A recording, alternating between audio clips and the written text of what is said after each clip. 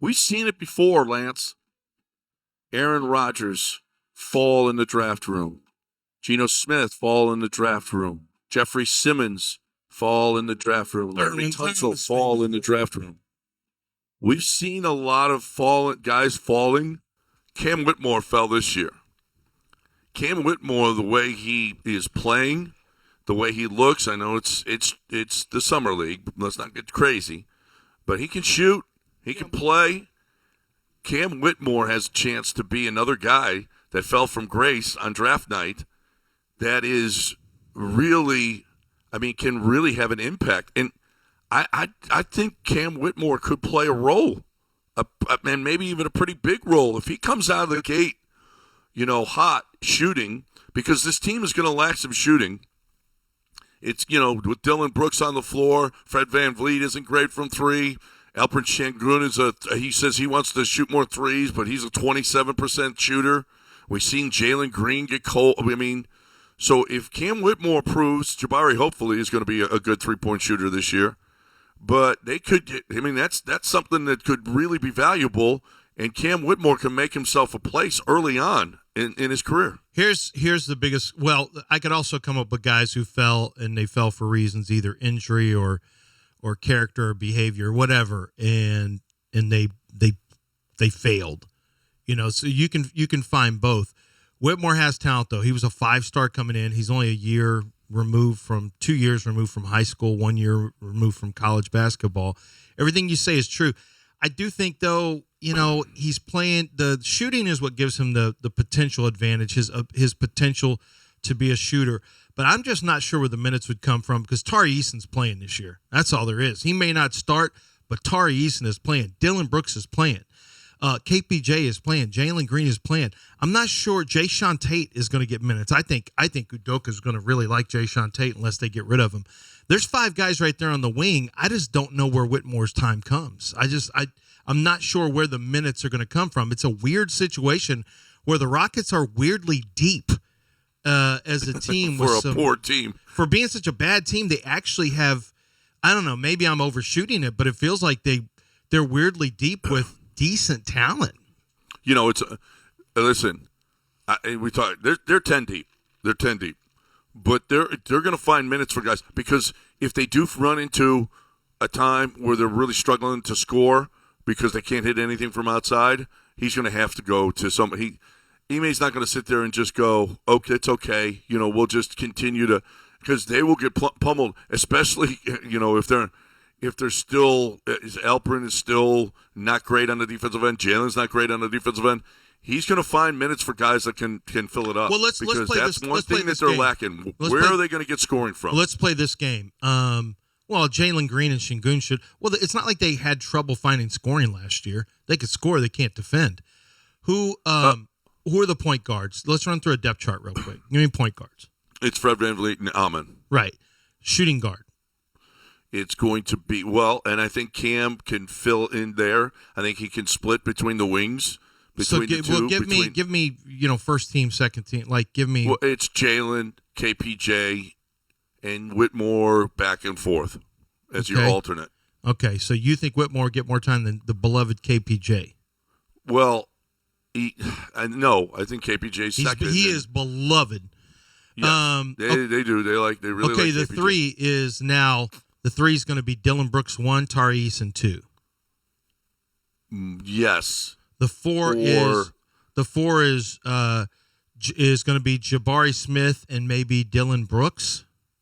Jabari Smith and Jayshawn Tate. Tari. And maybe Tari. And Cam can work in at any the 3. number of those rotations. You can go small and Landale and Şengün. You got Jayshawn too in there. And Jayshawn Tate. Landale and Şengün at the 5.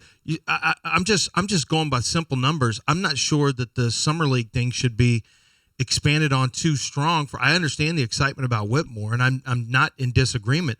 I just don't know that there's minutes for him early in the year unless they make some more moves. I just went through a basic depth chart, and unless KPJ's sitting, unless Tari's sitting, unless Jayshawn Smith is not going to be a factor. Jayshawn Tate, and maybe that's the case.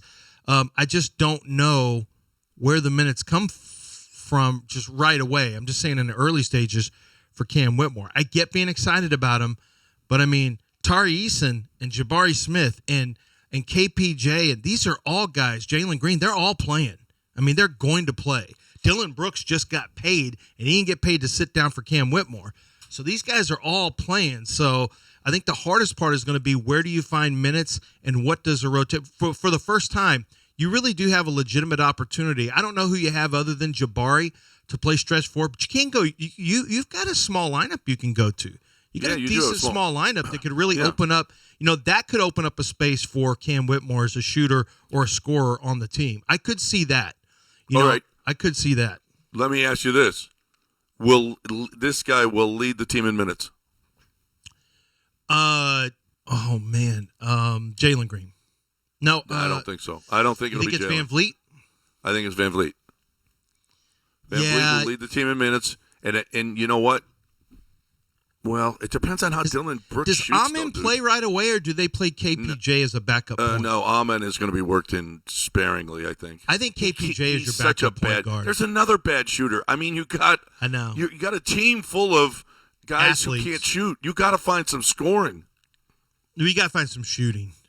You got to find some shooting. You got to find some 3-point shooting, or you just switch up how you play, and you become more of a mid-range and attack-oriented team, which I do think we're going to see more of. You remember, the Celtics had a lot of Celtics had some guys who could launch, but Jalen Green was attacking. I mean, Jaylen Brown was attacking the basket, and Tatum had a mid-range game, and I don't think offensively that you're going to see. This is not going to be the 1-4 sets where you're just going to be a bunch of drive and dish. I don't think that's really going to be the case. In fact, I think Fred VanVleet's going to be the catch-and-shoot 3-point shooter like Kenny Smith, and you're going to have Jalen as a creator. Who else is good catch-and-shoot is KPJ. KPJ is a real good catch and shoot. And I think ultimately Jabari is going to be a good catch-and-shoot player. He was in college. I think it's just a matter of time before he becomes a really good – he's got a good stroke. It's a consistent, repeatable process, much more so than Dylan. Like Dylan Brooks – yeah, I want to harp on it because Dylan Brooks is not here for his 3-point shooting, but it feels like nobody's here for their 3-point shooting, and that goes all the way back to Daryl Morey. Yeah, no. Corey Brewer. I just don't even bring him up anymore. Corey Brewer. Do you remember who was a better 3-point shooter than people gave him credit for? Was Pat Beverly. Pat Beverly actually became a better 3-point shooter than you probably even think. Yeah. Hey, speaking of Şengün, he was on with Brado and Will. Yeah. And he surprised them with the Şengün is listed at 6'9". Well, he's been told I read that he grew an inch over the summer. Well, listen to him on Brado and Will. I think I'm right now 6'11". Like Terry is like saying 7 foot, but maybe with the shoes, yeah, but without shoes, I think I'm 6'11" or something. But when I came to NBA, I was 6'9", and then after 1 year, they were telling me same thing, you grow up, and then we matched me again. I was 6'10". Now, I'm kind of 6'11". And with the shoes problem, look big, and then maybe when I came back to Houston, they didn't see me for a while, and I don't know, they forget how tall I am. I was probably, and Terry was getting crazy, but he went crazy, you're tall. But I think I grew up a little bit, but I don't think I'm 7 foot without shoes.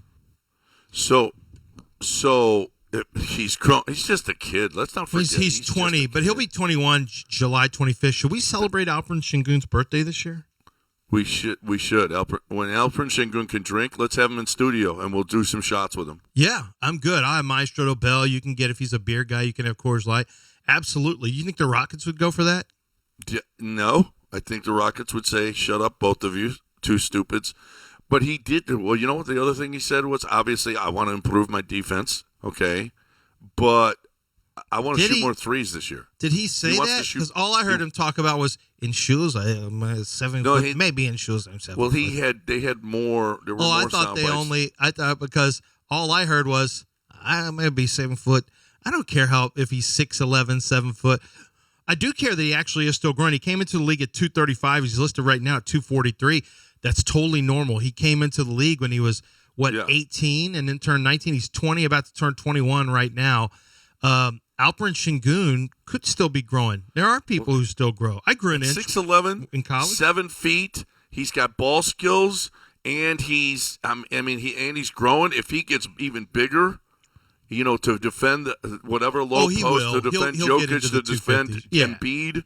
I mean, we got ourselves maybe a huge find here. I mean, you already have it. Yeah, you already found him. There's no question. Well, players around the I league think there's can't still a believe question it. in the organization whether or not he can play enough well then defense. trade him, let him become an all-star somewhere else, and that's fine. Just make sure you get really good value back, because I doubt there's anyone else in the league that has any doubts about how talented this guy is. No, if you're so stupid that you don't think Alperen Şengün, look, if you say Alperen Şengün is a bad defensive player, I'm fine with that. If you say Alperen Şengün, I don't know, we just don't know that we're all in on Alperen Şengün. Okay, well, if I'm a team, I immediately say, hey, we'll take him, because I already know that baby Jokic is going to be a problem for years to come.